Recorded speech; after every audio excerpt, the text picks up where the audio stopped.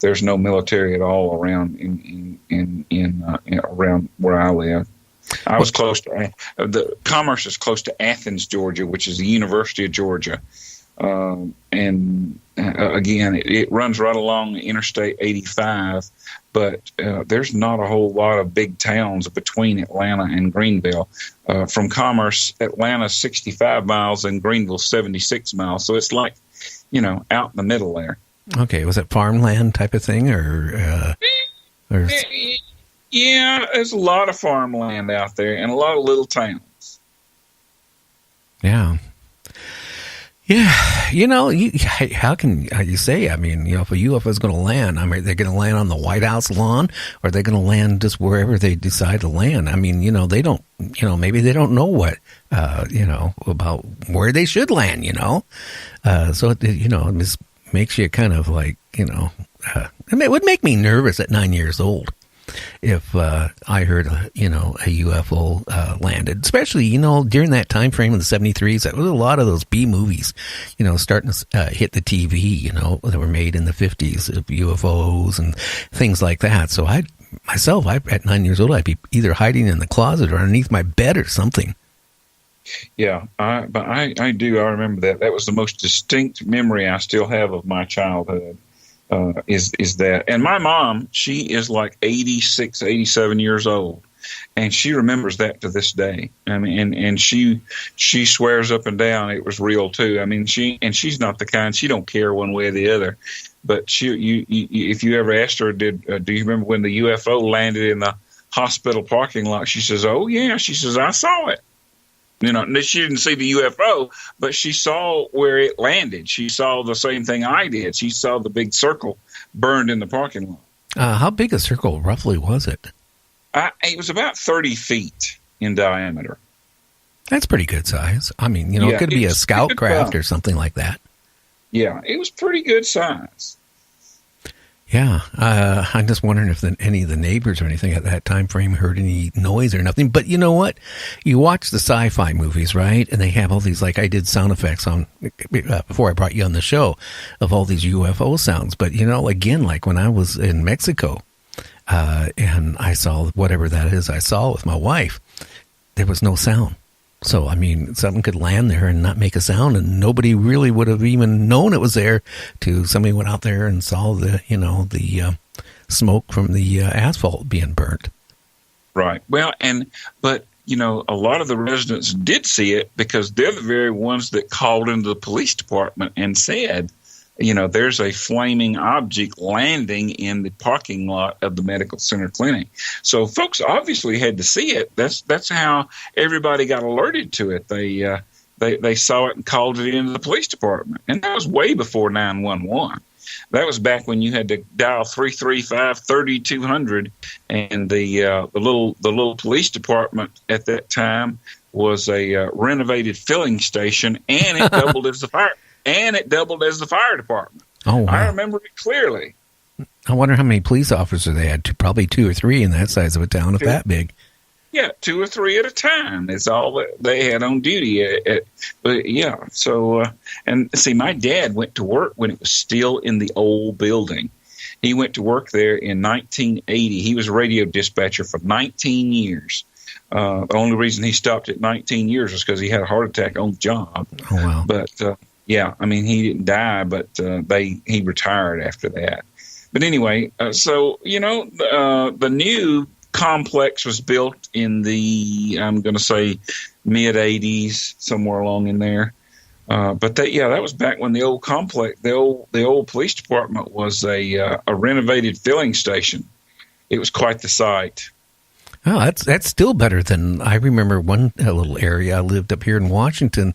Their police department or the police department in the town I lived in was probably a 12 by 12 or 12 by 15, basically, a little man cave shack with a window and a door, and that was the police department. And that was kind of, and they had like 8 officers, but they got the budget to build a actual building and stuff. And that was Bonnie Lake, Washington, if anybody wants to know.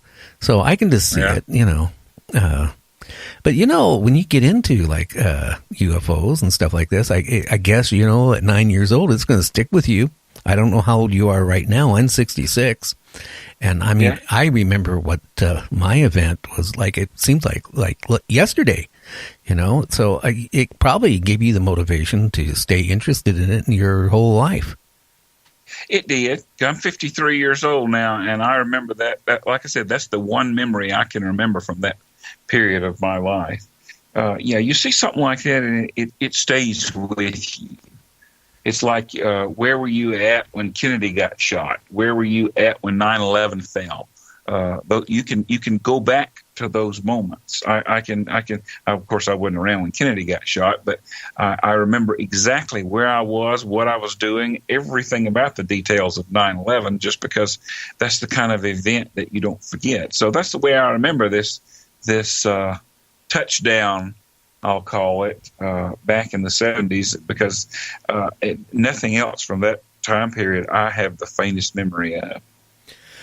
Yeah, it just makes me wonder, because, I mean, again, it seemed like the 70s and 80s, I mean, was really a hot spot for UFOs all over the world, you Peru, over in Brazil. I mean, it's really funny, when you go into some of these other countries like Brazil, they really, they let their citizens know that, hey, we had a report, we saw it, a UFO. And they tell the people, that there's UFOs. Then you get into our country, hey, they don't exist. Okay, well, they don't exist. Well, I don't know. It's been just too many, cases of people being abducted, and some of them were lucky enough where they were returned, but why don't you do a little teaser about your current book? Just a little teaser, and we don't want to give the plot away for June. Okay. Well, what do you mean? You want me to read a segment out? Well, just tell a little bit about it. I mean, like you were talking about in the Western days, UFOs. I mean, well, why don't you just tell a little bit about that part? Okay. Well, the book is set in 1997. There's a reporter from Gainesville, Texas, and she writes this column called A Century in the News. And she stumbles across this forgotten article in the newspaper, the actual article that was written about the crash. And she takes it to her editor. He gets all excited and sends her over to do some research and try to find where this alien is buried. Well, of course, she starts a whole lot of trouble when she gets over there, and it escalates from there. But the flashback sequences, which is every other chapter through the first 2/3 of the book, are very, very detailed and as accurate as I could possibly get them. Jim Mars was the big Aurora guy. He lived in the area, and he was very faithful to that event and did lots of documentaries and that kind of thing on it. And I was lucky enough, he passed away several months ago. I was lucky enough to talk to him about a year and a half ago. And I told him, I said, I'm writing a semi-fictional novel on the Aurora crash.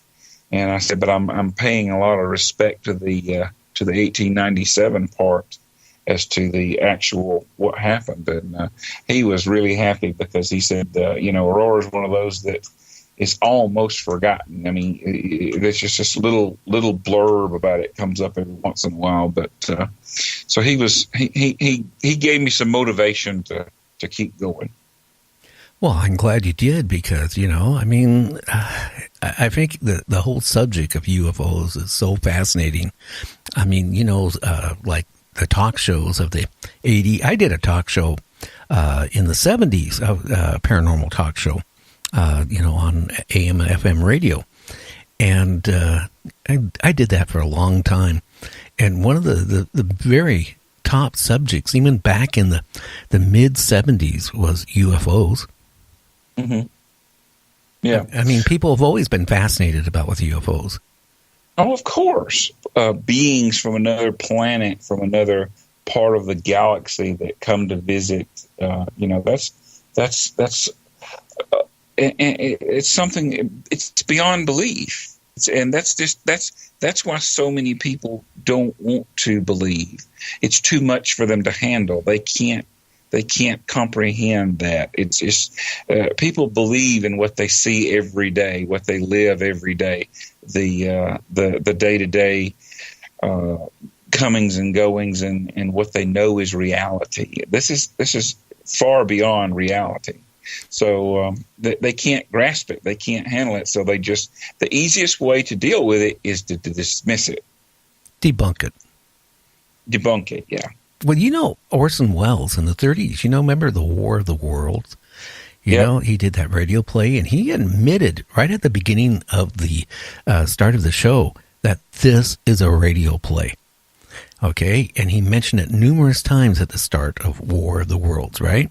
But the problem is, when it was broadcast, I think on CBS or NBC at the time, people tuned in a couple minutes late. Well, then all of a sudden, people were more naive then. They didn't have the internet. They had to rely on the newspaper. So, people, put it this way, they weren't as advanced educational-wise as to now. And, they were farmers out there, people out there with guns looking around for aliens, worried about, we're being invaded. People actually even killed themselves. There was a few cases of people got so scared they killed themselves and their family because they thought the whole world, as we know it, is going to be destroyed by aliens. And it caused a massive panic. Oh, yeah. But going even to now, even with all these years of like the B movies, or Star Trek and all these type shows on TV, cable channels, right? Let's face it, all of a sudden, if a UFO landed somewhere, right, and there was enough people that saw it, I think the people, no matter where, I think they would start to panic. Because, I would panic, and I'm sure the majority of people out there are going to panic. And I think that's what the government's worried about, is if there was a landing, or if there was a case where a UFO did something and took out a part of a city or part of a state or whatever, people would be so mass panicking they couldn't control the population. I think they are slowly debunking it, or not debunking it, but bringing it out. Just look at, a couple months ago that the Navy, couple fighters, chased a UFO with their afterburners. They had their cameras on. They had, they recording their sound. And I saw that. And they couldn't even catch it. They couldn't even come close to it, with their afterburners on. And the Navy released it. Now, for the Navy to release it, they had to get the okay from, whatever parts of the government, in the shadow government or whatever, okay? Maybe they're starting to slowly try to let people know that there is things out there. And then, back about 2 or 3 months ago, the Secretary of the Air Force, and now he didn't mention war like with another country, but he said the next major world war, or the next world war, it won't be a world war, it'll be an outer space war. Uh-huh. And he said that, 2-3 months ago. Why would the Secretary of the Air Force come out and say the next major war is going to be in outer space? Right. Yeah. Actually, now that you bring that up, one of the quotes that I put in my novel that really struck a nerve with me came from General Douglas MacArthur, the New York Times, 1955. To quote him, he says, "The nations of the world will have to unite, for the next war will be an interplanetary war. The nations of the earth must someday make a common front against attack by people from other planets." So true. And again, the story again with Eisenhower, right? Supposedly met with some high-ranking, supposedly officials from, another planet, aliens. 1964. Yeah. And he said that basically he made a treaty with the aliens where they wouldn't abduct a huge amount of people. Again, they wouldn't destroy Earth. They would give us technology. And all we have to do is give up a few people. Well, it turned out that the aliens supposedly broke their commitment really fast because they didn't abduct just a small amounts of people. But it makes you wonder, you have what you just read, and then,